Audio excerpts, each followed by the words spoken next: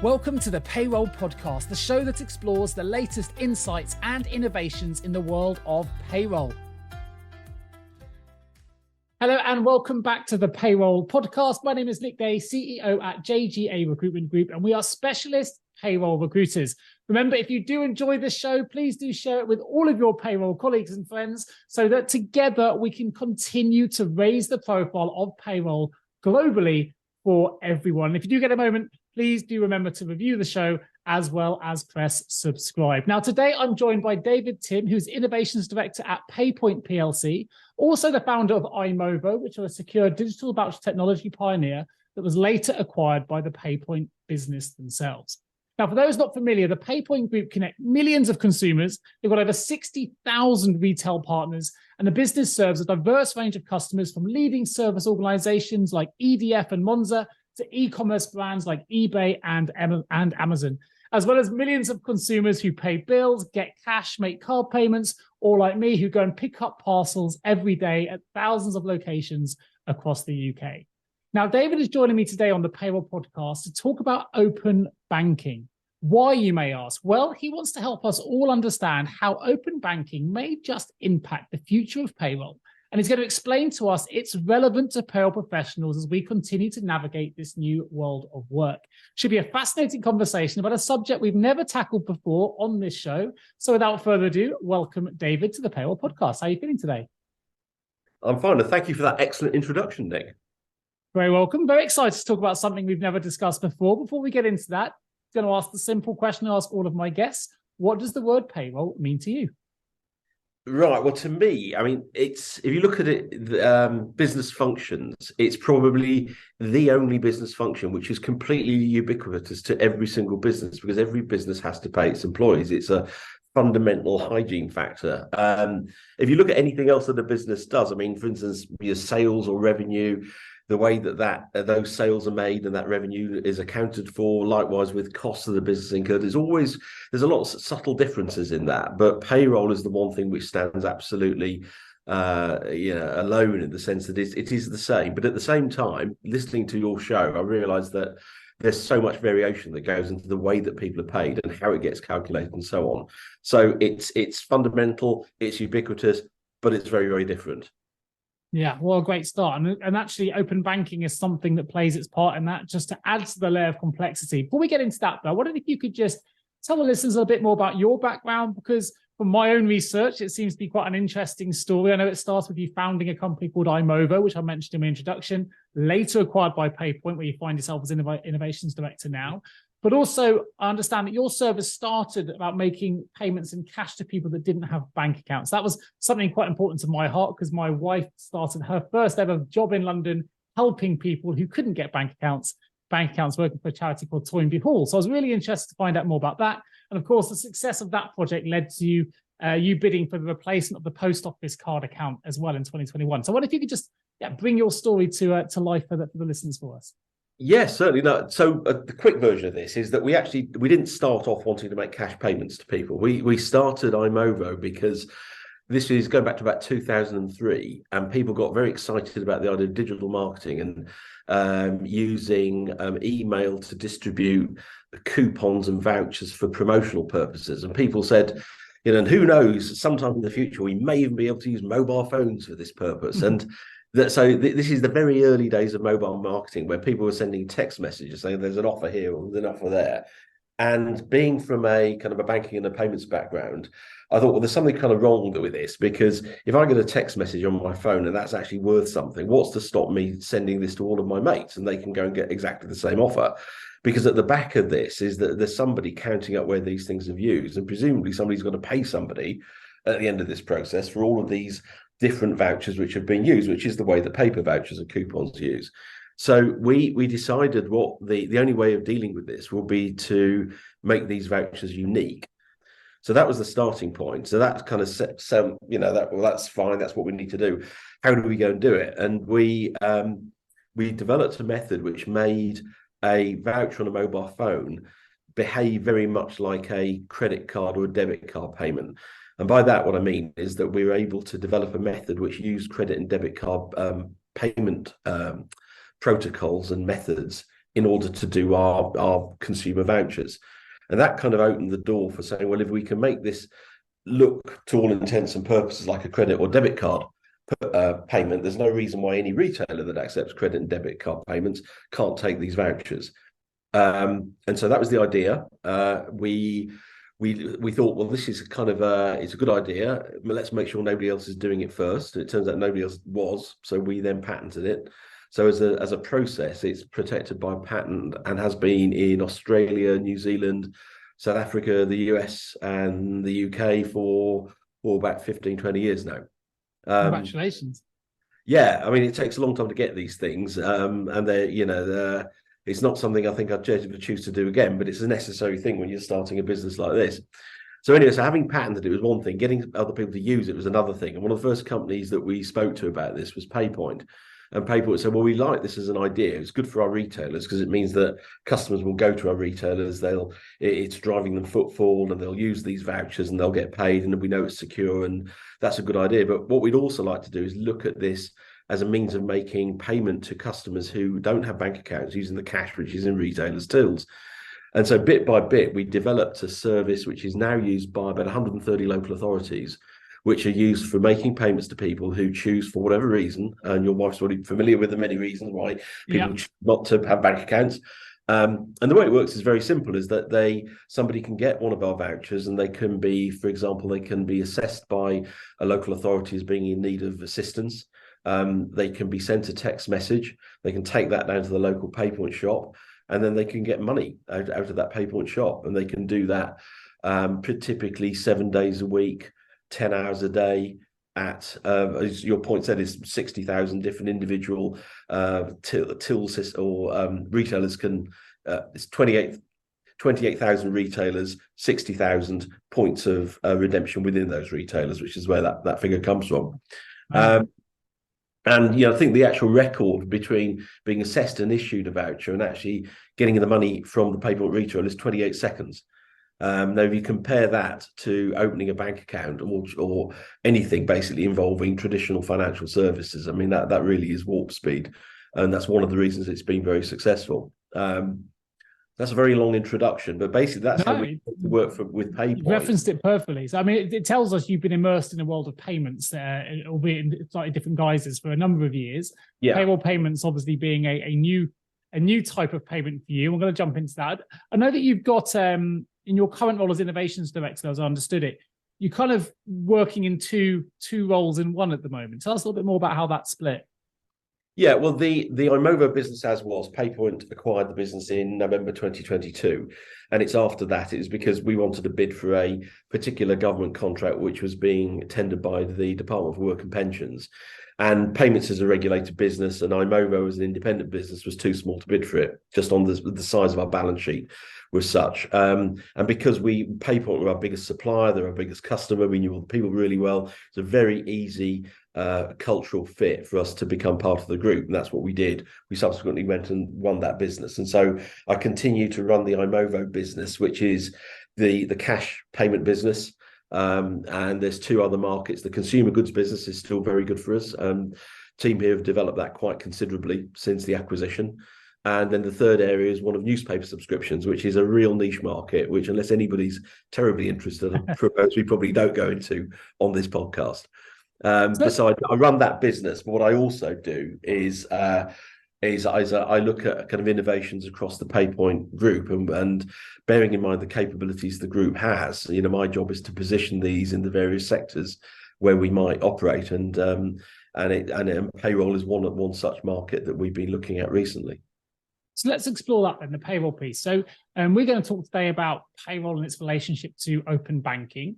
For those not familiar, I wonder if you could just tell us what open banking is and the background to it, and how that relates to payroll now, as I understand, you're obviously considering that as an avenue for you guys. Okay, so payroll, open banking came into being after the financial crash of 2008, and in order to justify giving banks state support, most banks, or in many countries, they insisted the banks start to open up their systems to allow greater levels of innovation. And the way that's manifested itself in the UK is that all banks have now got to open up their systems to allow companies with the right permissions, only ever with the permission of the customer, to look into a bank account and see a record of the banking transactions. And that's called account information service provision. And the other provision is that of payment initiation, which means that, again, providing that you've got the permission of the account holder, you can actually move money on that account holder's behalf. So the regulators felt that through opening up the banking system in those two absolutely fundamental areas, it would encourage innovation. You didn't need to be a bank to kind of attract a customer. You could actually come up with a service and then utilize those two capabilities to make real your service. So that's the theory of it. In practice, I think everybody is probably familiar with open banking, because the last time you set up a new pay in your online banking app, you're probably asked to put the person's name or the business name, the account number, and the sort code. And in the background, that will go along and be checked to make sure that account does actually conform with those details that you've given. And this is to stop various frauds from taking place. Sure. So that's an example of that's open banking technology in action. And most people will have used it, even though they probably don't know it as open banking. Another example might be is if you've been in a store and you've decided to do an interest-free store credit or do something like that. These days, I mean, that decision is taken absolutely instantly, in the sense that they will take your account, and then the decision on the credit will come back very, very quickly. The reason they can do that is, unlike a normal credit search, what open banking allows a potential lender to do is look at a history. You look at your history in the last, I think it's up to 120 days, and so based on a snapshot of rather your recent transaction history, lenders can make a very good estimation of whether or not you're likely to be good for that loan. So therefore, they can come to a judgment far faster. So again, it really is in the interest of customers, because it protects their money in the first example that I gave. In the second example, it gives them access to credit, in a really, really quick and convenient fashion. Fantastic. So many of us will already be familiar with the yellow signs, the PayPoint signs. Either we've seen them at local retailers like myself, who goes and gets my parcels from a PayPoint spot near me, but don't necessarily associate PayPoint with the company that's involved in open banking, so they're not necessarily involved in the world of payroll. So tell us why PayPoint are getting involved with open banking, as you just described it, and what's the company's sort of contribution to this world, and how does that relate to the listeners of the show? Okay, so the most visible sign of the PayPoint network is the yellow signs, and we use it for a variety of different purposes. I mean, it can be from paying, topping up a prepaid phone, or it can be to paying your rent bill or collecting a parcel. I think at the last count, there's about 520 services on the PayPoint network. So there's a whole range of things you can do in those stores. But if you actually look a little bit further back, what PayPoint does in essence is it collects money on behalf of its clients, and it makes payments on behalf of its clients. And while we've got hold of the money, we look after it very, very carefully as a regulated payment institution. Yeah. So just beyond the stores, I mean, the stores are one channel that we can use for collecting money and making payments out to customers. But there's a whole range of other capabilities as well that we can use for collecting those payments and making them. So that's the background to why we're interested in open banking, because it allows us to start building services which will allow our customers to collect and make payments in a way which is convenient for them, and while keeping absolutely their funds in absolute safety. So how does that link then to payroll? You said that payroll is an avenue you've been considering. Obviously, you've got access to open banking, the ability to take money and to pay on behalf of a client. So I can understand how that would work. But how does this, I guess, translate into the world of payroll with all the different compliances and complexities that payroll has on offer? How do you make that work? What's your vision? Well, it's I think one of your earlier podcasts touched on the difference in the two different types of payroll, which is the paying payroll and the shadow payroll. And the paying payroll, where a payroll bureau will effectively take full responsibility. They will handle the funds of the company on whose behalf they're making the payment. They will calculate the various remittances to the employees and to the tax authorities and so on, and they will basically handle the entire job. And then the other example is the shadow payroll, where the calculations are all made, but ultimately it's the company who are responsible for making those payments that actually enacts those payments. And talking to some of the providers, we found that there's not everybody's happy with that from a couple of different perspectives. You mentioned regulation, and the act of actually hanging on to somebody's money before you make a payment on their behalf is a regulated activity, quite correctly, because that money has to be protected. And some of the companies we've spoken to said they could be regulated. They could, start to be, vetted by the FCA on a regular basis. But that's not really their core competency. Their core competency is understanding the complexities of payroll and actually running those services. So they don't really want to get involved in that, which is understandable. On the other hand, the idea of actually just creating a report and giving it back to the company, their client, and saying, over to you now, make all these payments. The clients aren't very happy with that either, because it puts a lot of the onus on actually making that payment directly. And if there's any kind of discrepancies between the report and the payment, then they've got to actually sort those things out themselves. There's also the risk element, which is that if you were paying over millions of pounds in some cases to a third party and then saying, can you make these payments on our behalf, then there are many clients who don't really like the idea of paying payroll either, just from a risk point of view, because that money is moving too many times. So what open banking actually gives the opportunity here is for the payroll company to be more of a facilitator. So what they'd like to be able to do is say to the payer, this is the company making the payment to the payee, which is the employee, this is how much money you need to pay this person. They'd like to be able to check the amount that those funds are actually available. And then if the client is in agreement, then actually make that payment. So this all could be done electronically. So what the money is only moving once. It's going from the company who owe the money to the employee who is due it. And it's being initiated by the payroll company, who then have one record of that transaction, which is perfectly reconciled in all cases. And so that would be a practical example of this open banking technology in use, and one that seems to tick all the boxes in terms of the stakeholders, because the money isn't moving, therefore the risk is less. The company on whose behalf who needs to make the payments to the employees is not actually having to run the payroll. What they're doing is giving an instructor the payroll company, to do it on their behalf. So it's got a lot in favour of it, but what it does require is actually this access to accounts on both ends of the transaction, the payer and the payee. That's the open banking piece, that access to open banking, essentially.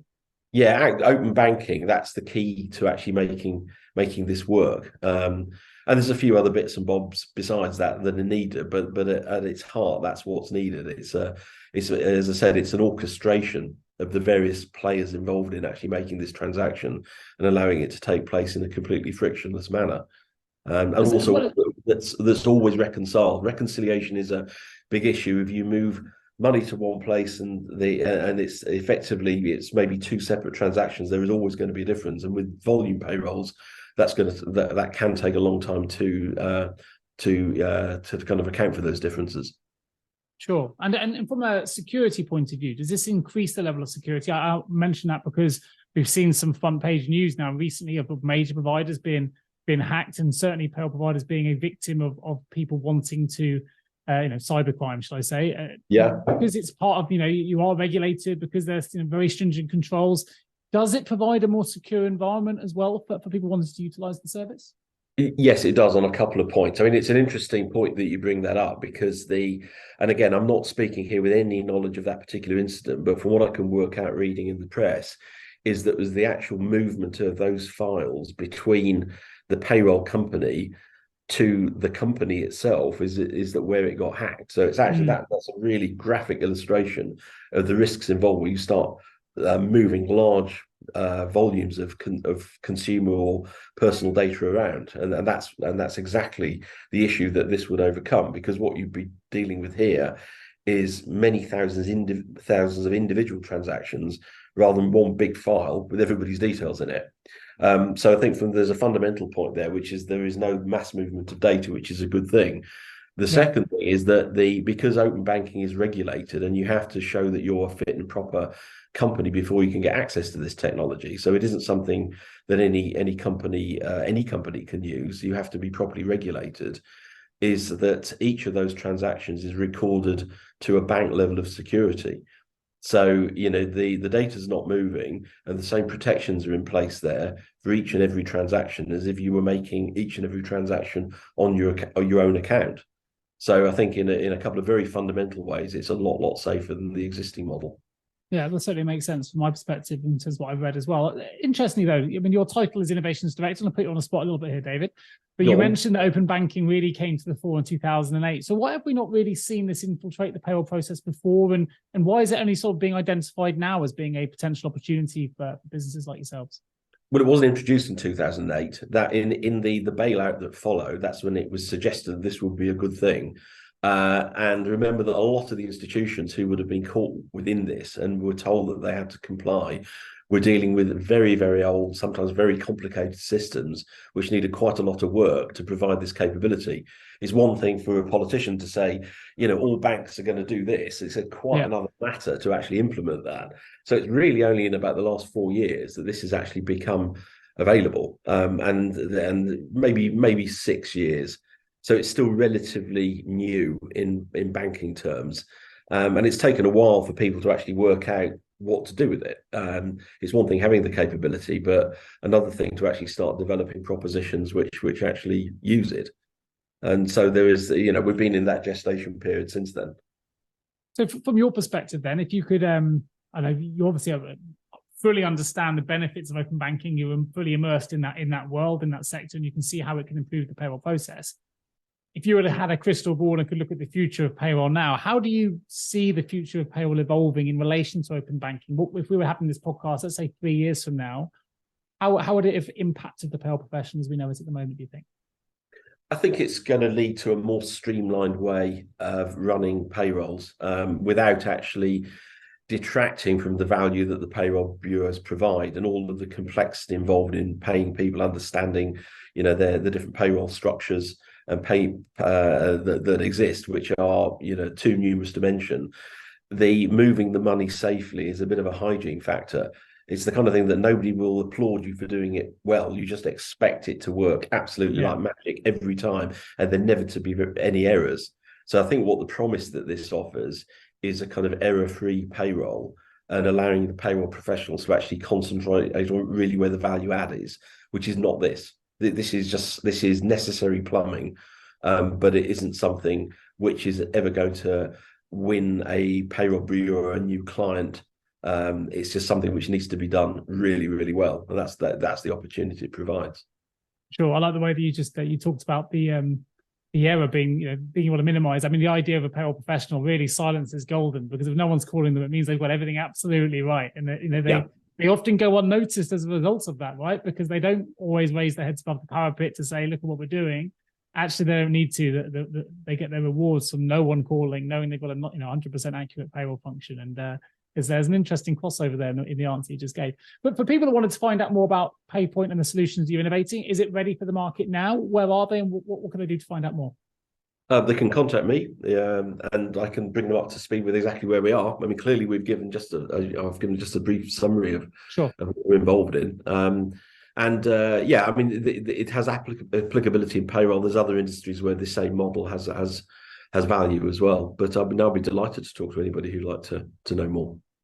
Fantastic. For those that are interested, I will make sure that David's email is in the show notes, so click straight through. I'll also put a link through to the PayPoint corporate website as well, and I'll also connect you all to David's LinkedIn profile. So for those interested in finding out more about the future of open banking and how it may improve your own payroll service, please do check out those links or contact David, and he can bring you right up to speed on the future of payroll, which is changing very, very quickly. And this is another new bit of innovation really that's coming into the market that hopefully is going to continue to evolve the profession, allow people, as you say, to focus on more strategic tasks, and let the payroll be that little bit more secure, a little bit more seamless, and a little bit more accurate, which is what we're trying to do every single day. So David, thank you very much for joining me today on the Payroll Podcast. And of course, if you are listening to this and you need support with a payroll related vacancy, please do get in touch with either myself or any of my team. You can access us at jgarecruitment.com, and my link will also be in the show notes. David, just want to say one more time, thank you ever so much for joining me today on the Payroll Podcast.